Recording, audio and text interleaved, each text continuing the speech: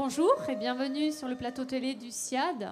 Nous avons le plaisir d'accueillir Monsieur Jean-François Gazard-Morel, président de la Fédération régionale d'écumas d'Aquitaine. Monsieur Gazard-Morel, bonjour. Oui, bonjour.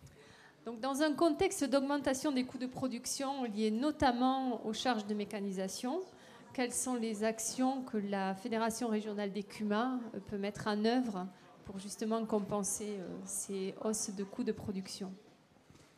Mais écoutez, aujourd'hui, les cumas, ce sont des coopératives d'abord, effectivement, mais ce sont des coopératives qui sont spécialisées dans l'investissement du matériel en commun.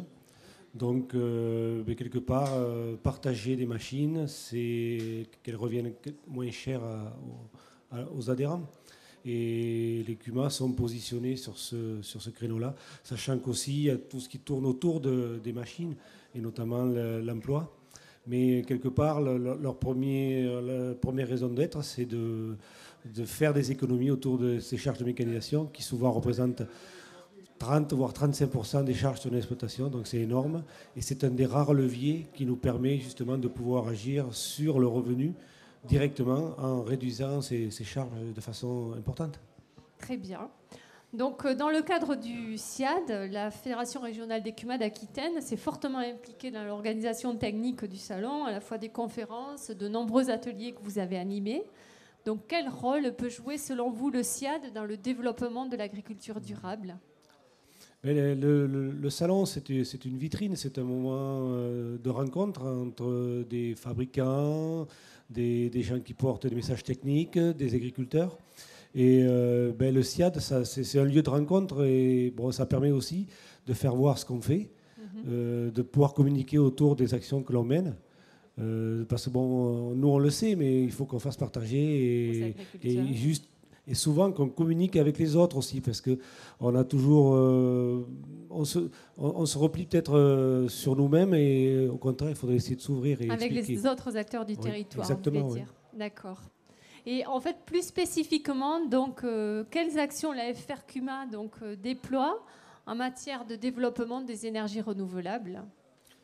Alors ça, ce sont des actions qui sont menées depuis un certain nombre d'années, parce que bon, c'est vrai que l'énergie, c'est quand même quelque chose qui nous soucie depuis longtemps. Et nous avons, enfin, on mène deux types d'actions, des actions sur les économies d'énergie déjà. Parce que bon, les énergies qui ne sont pas consommées, c'est la première économisée. La première économisée, le premier gain d'argent finalement, autour de l'éco-conduite et d'une action autour de Top Machine Aquitaine qui permet de passer des tracteurs à un banc d'essai. Déjà de voir si par rapport aux données constructeurs, ils respectent bien ces données-là et de porter un message auprès des agriculteurs pour qu'ils utilisent de façon plus pertinente leurs tracteurs. Et notamment aujourd'hui avec les nouveaux moteurs de nouvelle génération qui tournent à des régimes plus bas et consomment moins et sont utilisés plutôt à 1500, 1600 tours, ça c'est un petit peu technique, plutôt qu'à 2000 ou 2200 comme c'était il y a quelques années, et des années assez proches, d'il y a 5-6 ans. L'évolution a été énorme au niveau de ces... De gros progrès techniques. Les progrès techniques font qu'on utilise différemment les machines et ça permet de gagner jusqu'à 2 litres à l'heure, donc c'est énorme. Et la deuxième action, c'est autour des énergies renouvelables. Et aujourd'hui, sur le SIAD, donc, on présente une machine qui fait du bois déchiqueté. D'accord. Voilà, donc c'est quand même c'est une action importante. Alors, plutôt sur la Dordogne, elle a démarré, mais on essaie de l'étendre aux autres départements.